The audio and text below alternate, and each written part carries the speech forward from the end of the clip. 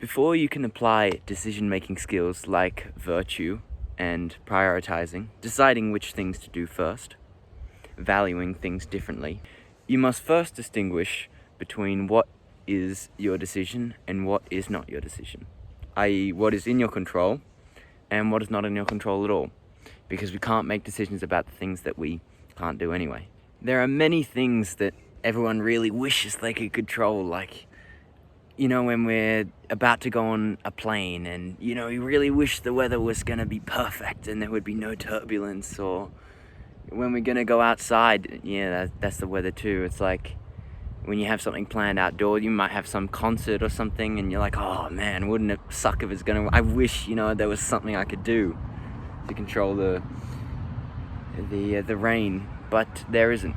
So before we choose which decisions are the most important to make, we must first discern where there is no decision at all. The Stoics say that these things that we can't control are decided by the Lady Fortuna, which is the goddess of fortune, as the name might imply. And interestingly, this is pretty much the fundamental point of Stoicism, discerning between things that are in your absolute control and fortune, and going from there. This also relates to a wider view of life, the idea that when we pursue things outside of our control, we end up, people say the cliche, like, forgetting to live. But essentially we get caught chasing things that always move away from us. The classic phrase, the horizon, chasing the horizon. Well, the horizon always moves when we do, so we'll never reach there.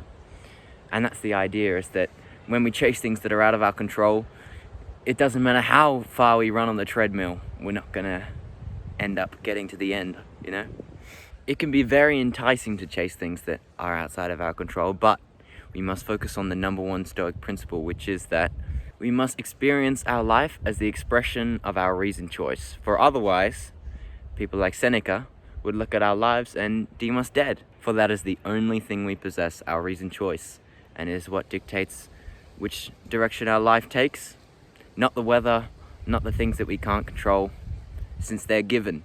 It's like cutscene in a game. You can't control what happens in the cutscene, even if your character does something. It's like if you get a terrible ailment or something like that, you can't control that. But what you can do is you can make choices. Am I going to let this stop me from doing ABC? Is it reasonable for me to, take rest, recover from this ailment?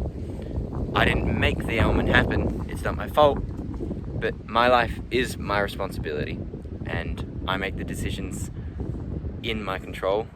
And I don't worry about the rest. I accept the rest. And I choose to live.